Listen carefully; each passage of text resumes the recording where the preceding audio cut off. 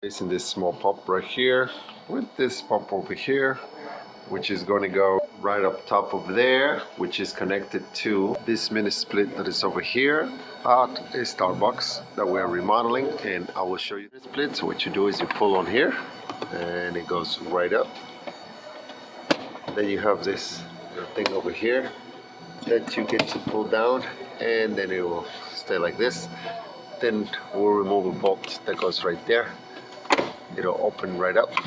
Then you grab this little flapper if you have one of those, and then you put it right up and it engages right there. Okay, and then what we'll do to gain access to the panel, we'll unlock here, remove the screws that are in each of the ones that are here. I've already go ahead and done that. Then after that, you're going to pull this upwards. As you can see, it says pull up. But before you do that, you have some screws that are right there on these two spots right over here. So after you are done removing those screws, what you will do is you're going to lift the face upwards. Make sure I get it. And you'll remove it. Make sure you don't drop it like I almost did. Once you have access to this, that's how it will look.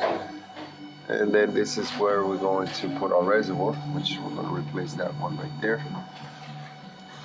This is how the reservoir looks like, and it's going to replace that one there. I don't know if I have enough space to do that, so I'm going to end up removing this reservoir pump right here. So let's cut this over here, and after you cut it, we'll get it installed. There we go. Now we'll remove this right there. Well, now you know. Make sure you have something to hold the water with. Alright, so after the water is all removed,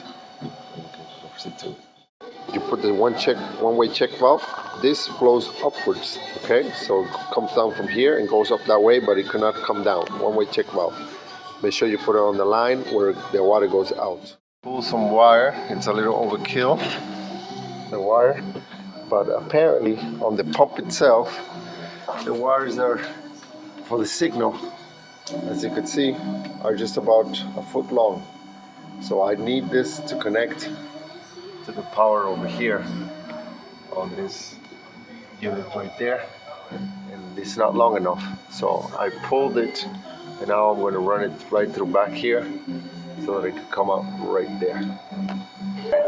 I put the wire right through here, which by unlocking this face comes a little forward. Then I ran the wire through there, and it's coming out right here. Now I'm going to route it up onto there. Yeah, everybody. Strip them. It's going to be my L1, and this is going to be my L2. Here. Okay, in case it's not understood, this is my L1 and this is my L2. Okay? The third one on the mini split that is white, not to be confused, that's signal. That's completely different.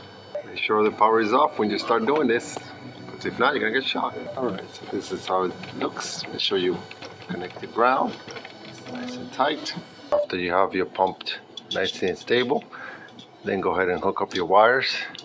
Make sure that all your wires go in the correct place. Alright, so after it's done, your wiring should be complete and your pump should be all set, ready to power.